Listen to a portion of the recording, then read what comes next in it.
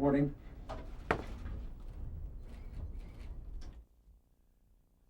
The bombing at Centennial Olympic Park this morning was an evil act of terror.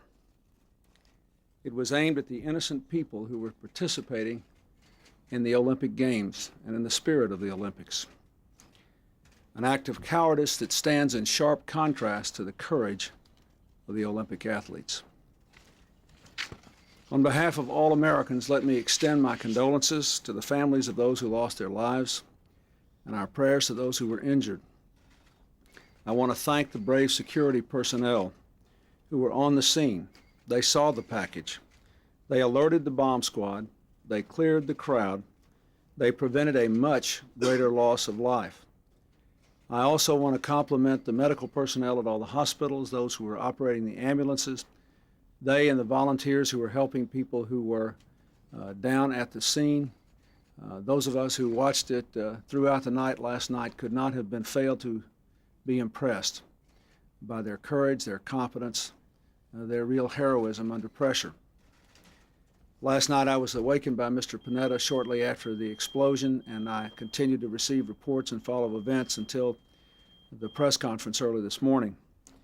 Then this morning the Vice President and I spoke to the President of the International Olympic Committee, the President of the Atlanta Committee for the Games, the Governor of Georgia, the Mayor of Atlanta, the Attorney General, and the Director of the FBI.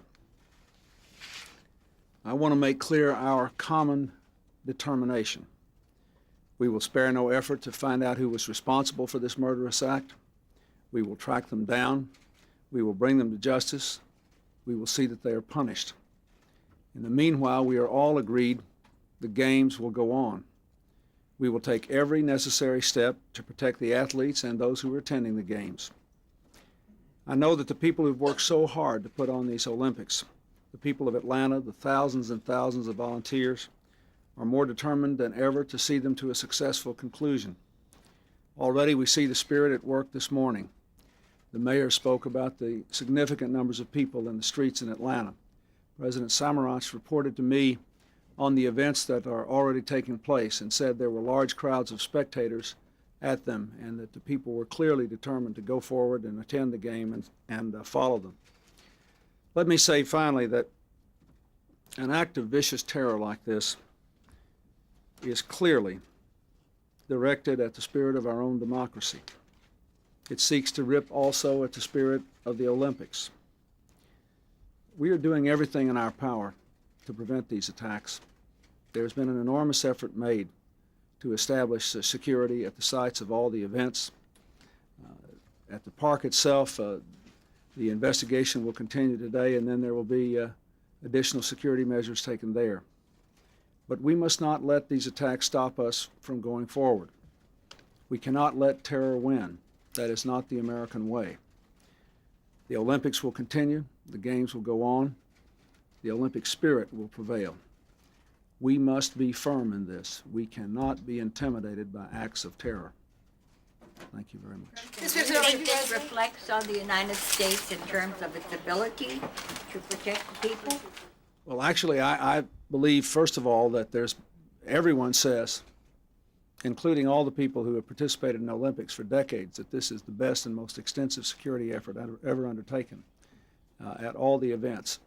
I think they would all say that there was more concern about the Olympic Park than any other place because it was thought that there had to be some place where the general public could congregate. People who did not have tickets to the games but were there in town, wanted to participate, wanted a place where they could go and swap the pins and do all the things that they can do, and they wanted to make some entertainment available to the public for free.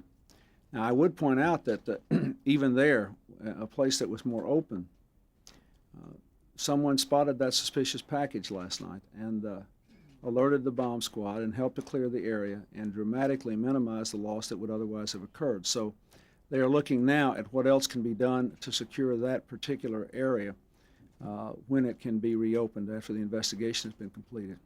Would you support the death penalty for whoever is found to have done this?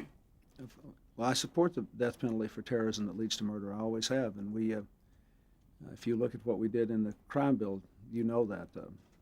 I believe that people who deliberately kill other people, particularly under circumstances demonstrating this kind of cowardice and designed to intimidate and cower large numbers of others, deserve capital punishment. I certainly do. Mr. President, can you definitively eliminate the possibility of any type of attack at the Olympic Games?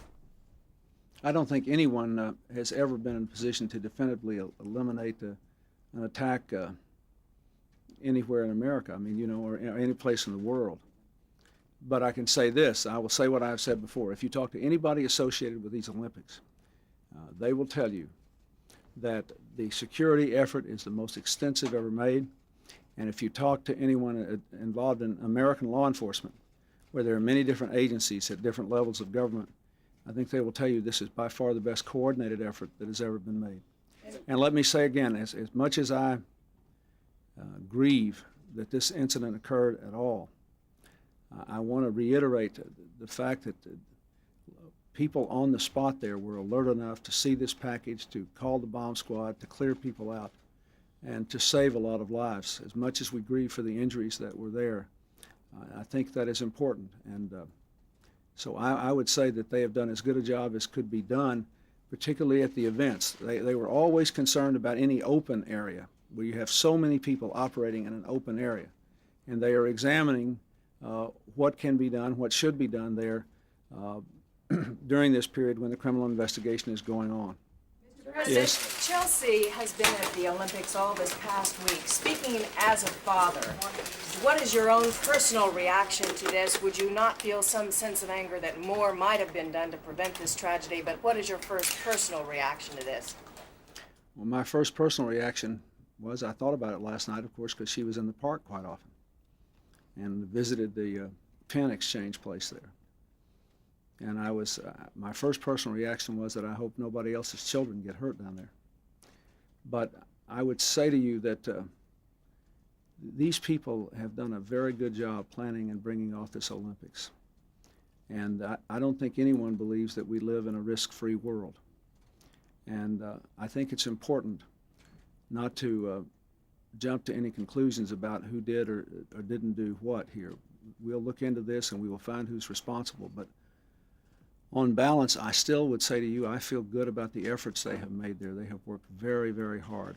And we just have to keep working, and they are examining even as we speak. The Vice President's been heavily involved in this, and we talked about it the last night when he and I both were awakened, and then we had a visit. We talked about it again this morning. They're examining, even as we speak, whether there is some way to increase the security at the Centennial Park and still make it a place where a larger number of people who cannot either obtain or could not afford tickets to the events themselves can come and go.